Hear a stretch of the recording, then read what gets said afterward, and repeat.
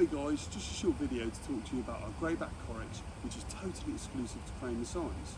Now whilst we brought this out onto the market a couple of years ago, we're now using it as standard across all of our T-board range.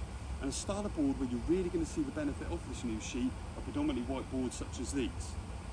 Now we've listened to estate agents with similar designs. We know on a day like today, the boards can sometimes become quite transparent. You can see the post through the middle and sometimes even text from the reverse side. Not only does this make your boards appear quite cheap, which reflects badly on your brand, they're not going to be very user-friendly and can make them difficult to read, which defeats the whole point of a for sale board.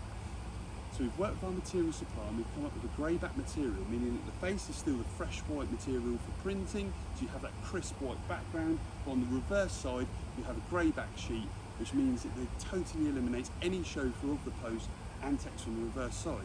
And this is a fantastic day, fantastic example to show you through Jones Robinson, which is a local estate agent to us, and as you can see the difference is quite striking. Now the best part about this is that there's no additional cost at all.